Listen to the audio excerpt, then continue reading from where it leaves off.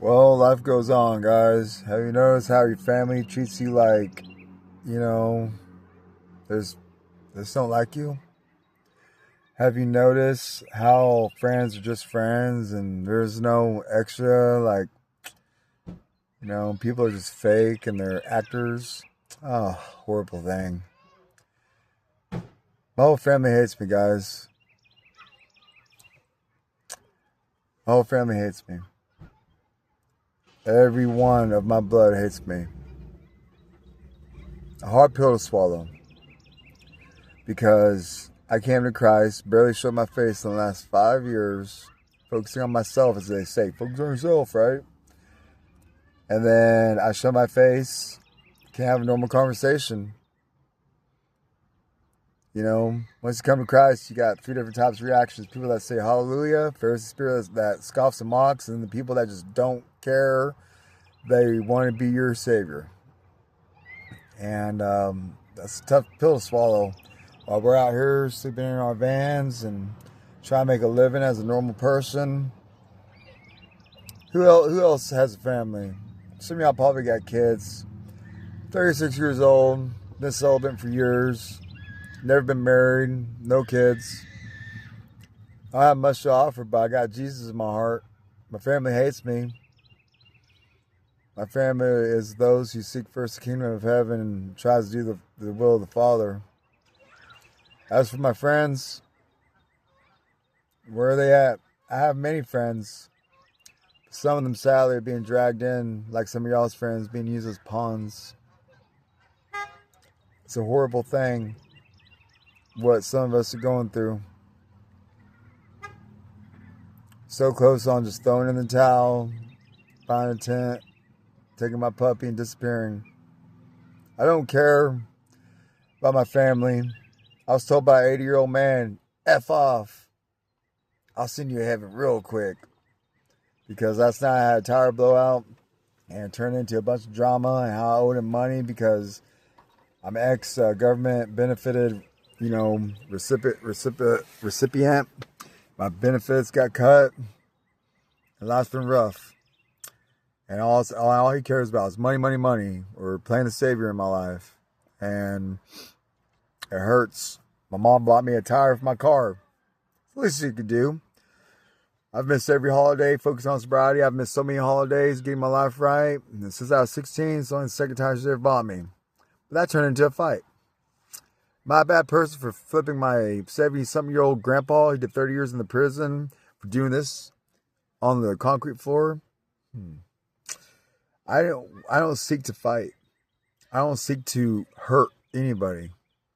But why is it that I'm approached with so much love and my love is being reciprocated? And all I seek is love. These days, try to be old school, try to get a girlfriend or, a best friend. Because at 36, you don't want a girlfriend. You want a companion. And it's just so funny how, people mistake many of us as we ain't got our stuff together because we don't have a nice car. Or I'm happy in my RV on this land, and I'm happy in this Dodge Caravan all packed up. Anything else is ego. Like, why would I want a Maserati or a freaking 5+ bedroom, multi-bathroom? You know what I mean? It sounds nice. But no, my family hates me. I'm sleeping in my van working for an employer. Although I got other offers all across America. Don't know where I belong anymore. At this point, it could be anywhere. I just want to find my wife and kids. At this point, I ain't gonna lie. I just want to know who's gonna bear my fruit. Who's gonna help me spread my seed. Who's gonna be a God-fearing woman and be my best friend and companion rather than an actor. Because I ain't ever going to throw in the towel. A righteous man falls 7 times and he gets right back up. And we ain't got to be perfect. But Paul writes, if people are being fake around you, pretentious, call it out. Even if it's a thug of luck grandpa who did 30 years in the feds for robbing 17 federal banks and he acts like he's big macho wherever he goes. And your mama has created a bandwagon because you've barely showed your face in the last 5.5 years. And you're roughing it pretty hard out here in the real world. People think you're all alone, but really you're just fine. You know, you're fine with your own company. You're fine with the peace that you have within. You got the good old Lord that you look at every single day. You know what I mean? But like, people think that, oh, you like that because you ain't got no friends. Oh, so you're telling me you only stand up because you want worldly validation while I'm fine. I don't need your validation. The only thing I need to do is, continue following Christ. Yeah, everyone in my blood hates me. I'm the monster in everyone's story. But sometimes, people just ain't on that spectrum, The veil's thinning. What side are we on, y'all? It ain't scary. As long as there's good people left, we still have hope. And with hope, there's faith. I woke up today, the devil's mad. I must be doing something right. Yeah, I got some parents who are pretty, I came from a broken, family, broken house.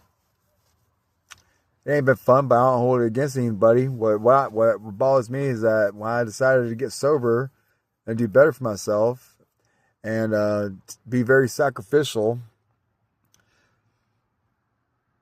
and moved out of the state, betrayed by one of my old best friends who I've known for 20 plus years. I had just betrayal after betrayal. But so yeah, I keep going. A righteous man falls and gets up again. Don't ever stop getting up. I don't know who this message is for, but I pray that it finds those who are experiencing this. The enemy will use your own family while you're entering the wilderness season. And yeah, it's lonely. This is very lonely. It's like, oh, I got friends in Nebraska. I got friends in this state. I got friends in Texas, Washington, Oregon, California. But it's like, you don't know where to go. Because a guy like me, all I want is my parents' love, my dad's love, my grandparents' love. But apparently me leaving and barely showing my face these last 6.5 years hasn't been good enough. Me overcoming drugs and quit having, sex with any female who offered wasn't good enough. So whoever this message is for, or maybe this message ain't for anybody. Maybe this message is just to see who is on a similar path. Who is willing to continue getting up and going, knowing. I mean, don't get me wrong. It's lonely when you feel like you ain't got no support from your family. It's like, Lord, is that because you want me to make a family? Where's my divine counterpart at? Where's my best friend at? These days, we can't even talk to a woman, at a coffee shop or anything without being considered a creep. It's horrible, isn't it? Can't be old school, right? Can't be a 90s kid. Some of us don't live in these phones, Some of us don't watch TV unless it intrigues our mind, whatever we're watching. I could post this video on Facebook, probably get no likes. But I just want y'all to know, man, I'm out here, my piece of crap van, I'm happy. I don't need much. Some family support would be nice. Love, reciprocity would be very nice. Having friends that say they're my friends, and then stop with your boundaries. Stop with your sharp edges. Like, gosh, you say you're my friend. Like, why are you being sharp? Putting me in a category much? Like, come on. Like, once we're friends, we're friends. Like, there ain't no, I never was coming on to you. Like, so yeah, my headspace is like, I don't know where I'm gonna go. I don't know what the Lord has in store for me. All I know is that no matter what, the story keeps on going. The journey continues. And can't worry about tomorrow, for today has its own problems.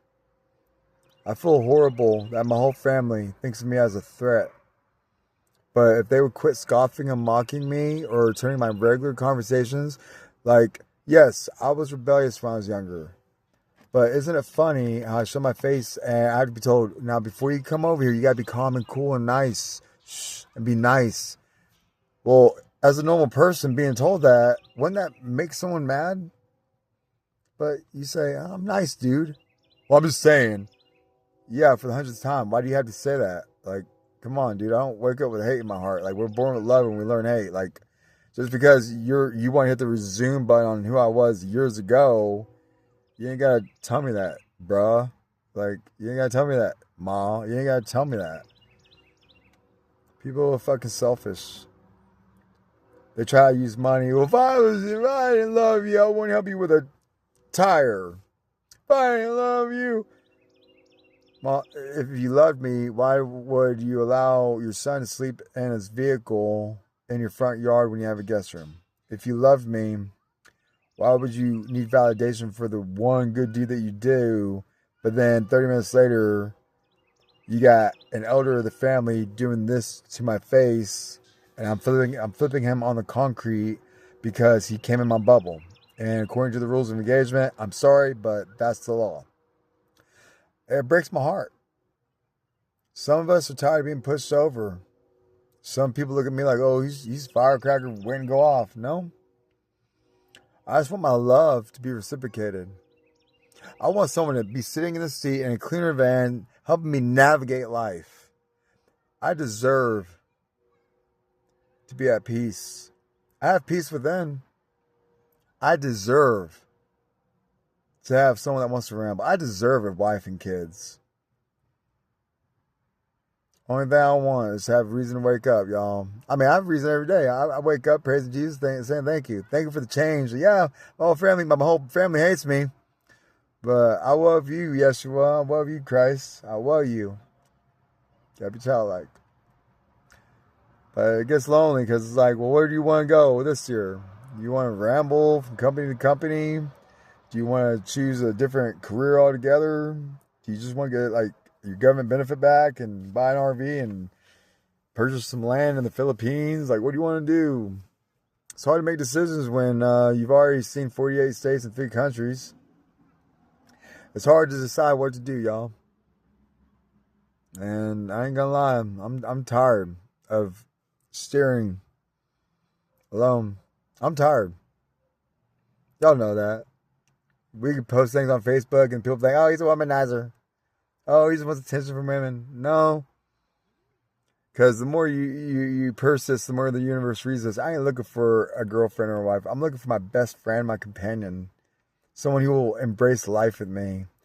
Keep me from going back to my Egypt with my family who thinks I'm just the monster in the story. But, you know, like they say,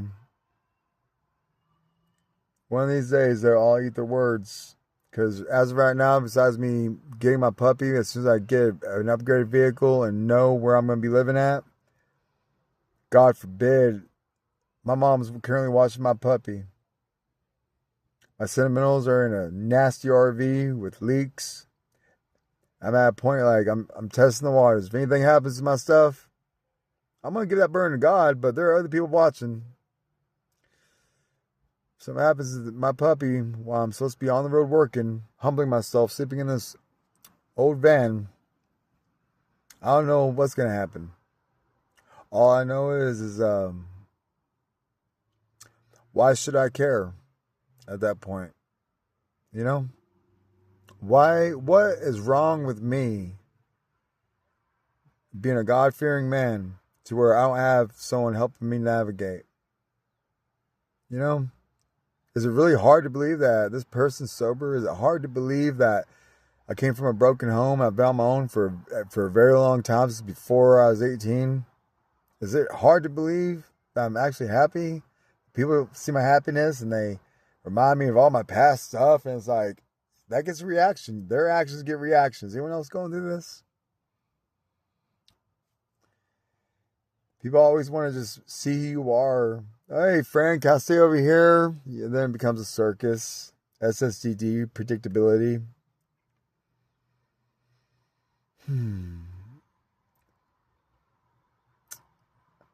I forgive those trespass against me. And I hope that, ask forgiveness for my trespasses. And I hope that whoever my wife is, which I ain't really looking, I hope that she knows how to fish and we have fun. I've given up on women.